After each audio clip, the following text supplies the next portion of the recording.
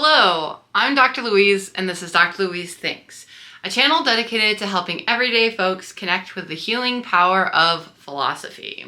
Today, we're continuing our series on the philosophy of hope by taking a deep dive into an emotion that is often misunderstood and stigmatized: bitterness. When we hear the term bitter, it's often negative. Calling someone bitter suggests they're clinging to something harmful, and that emotion is making them ugly, inside and out. But bitterness deserves a closer look, especially because it's historically been used to dismiss and silence marginalized groups. In her 1994 work, Marilyn Frye highlights how bitterness has often been used as a tool to undermine the grievances of the disadvantaged, shifting the focus from unjust systems to what's framed as individual pathology. So today, we're going to reframe bitterness, unpacking its potential value while also being honest about the risks. To help us do that, we're going to turn to philosopher Dr. Katie Stockdale, who argues that bitterness, like anger, can be both harmful and valuable.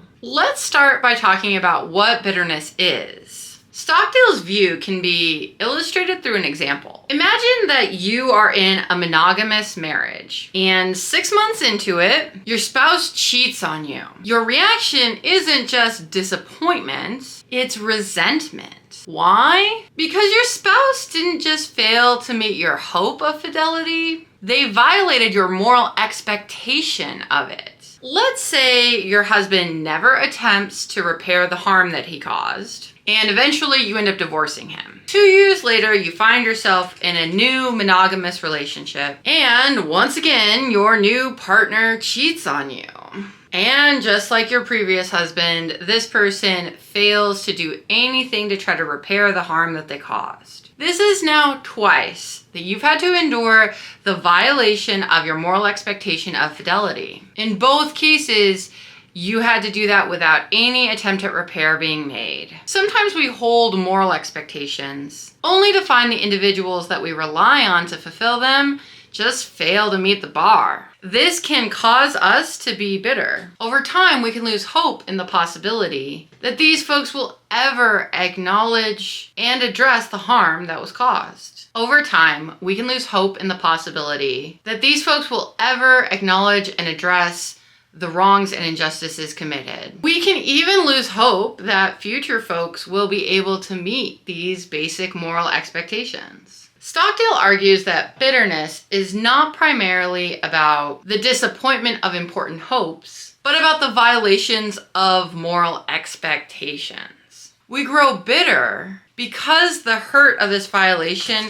has failed to be addressed and repaired. This dynamic also applies to social and political contexts. For example, I don't just hope that my employer will treat me fairly. I expect that he will. When that expectation is repeatedly unmet and repair doesn't happen, bitterness can take root. Bitterness is thus a response to unaddressed violations of moral expectations. It signals the pain of betrayal, along with the perpetrator's refusal to acknowledge and address the situation. So now that we know what bitterness is, how do we figure out when it makes sense to be bitter? Stockdale suggests that we assess bitterness in 2 ways: fittingness and moral appropriateness. Let's start with fittingness. Bitterness is fitting when it accurately reflects the characteristics and magnitude of the wrong or injustice that occurred. That means the emotional response is proportional to the harm caused. To assess this, we can think of fittingness both in terms of shape and size. The shape refers to whether bitterness is directed towards the correct source of the harm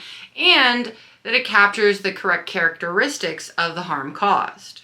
The size refers to whether the intensity of the bitterness corresponds to the severity of the harm. For example, if you're bitter about your abusive childhood, the bitterness is fitting if it accurately reflects the profound betrayal of trust and power imbalance inherent in such abuse, aligning with both the severity and specific characteristics of the injustice. Most often, in cases of child abuse, the adult who created the harm will not be engaging in repair work. So bitterness is definitely a fitting response that mirrors both the characteristics and scale of the wrongdoing. Okay, let's talk about moral appropriateness now. Bitterness is morally appropriate when it reflects a proper orientation toward the good. Let's contrast two examples to explore this. Imagine the loved ones of a murder victim experiencing bitterness. If their bitterness motivates a desire for justice, such as addressing systemic factors that contributed to the crime, it can be morally appropriate.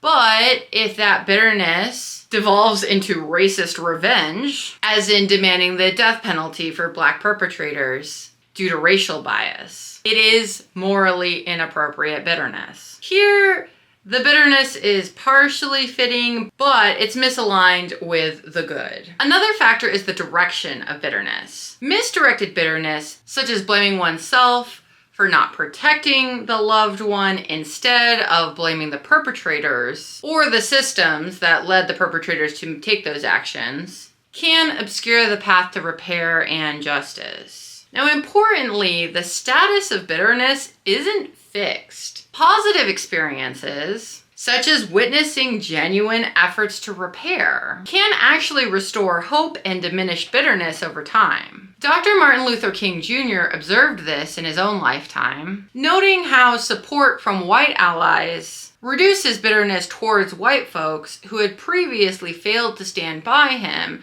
in his work towards racial justice. On the other hand, continued violations of moral expectations without any attempt at repair can exacerbate bitterness. This suggests that while bitterness may be fitting today, its appropriateness needs periodic reevaluation as circumstances evolve. Now, at first glance, bitterness seems like a purely destructive emotion.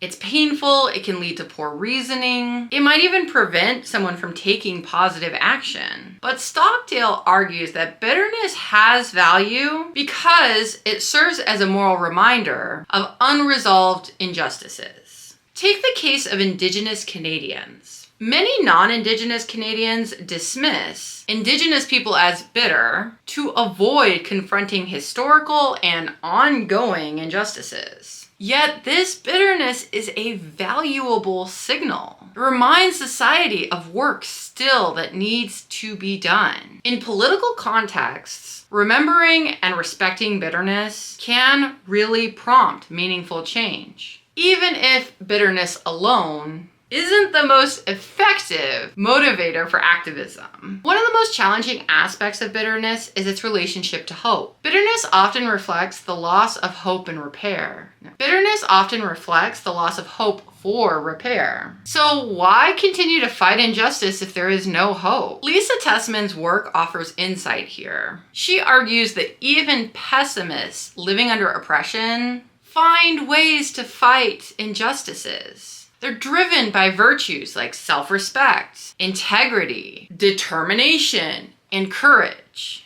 These virtues can sustain both moral and political actions in the absence of hope. For example, Derek Bell's racial realism thesis posits that Black Americans will never achieve racial equality in the United States. While this might initially seem like a very demotivating perspective for anyone who is fighting racial injustice, he says, that acknowledgement enables us to avoid despair and frees us to imagine and implement racial strategies that can bring fulfillment and even triumph. Bell's view is that certain hopes, such as the hope that one is or will soon be living in a post-racial society, distracts from the kind of actions and policy improvements that are necessary for circumstances to actually improve. While that may sound pessimistic, Bell saw it as liberating. By letting go of false hopes, he focused on concrete actions and policies that could bring meaningful change. His bitterness didn't prevent him from being an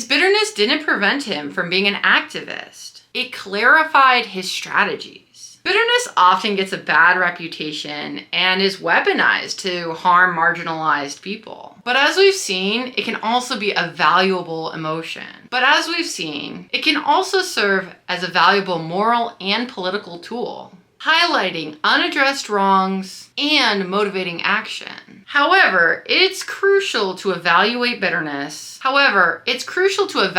and direct bitterness carefully to ensure that it aligns with our true moral convictions. How have you dealt with bitterness in your own life? Did it ever lead to personal growth and change? Share your thoughts in the comments below. And if you found this exploration through practical philosophy helpful, be sure to like, subscribe, and hit that notification bell. Until next time, stay curious, be thoughtful, and keep asking those questions. Bye-bye.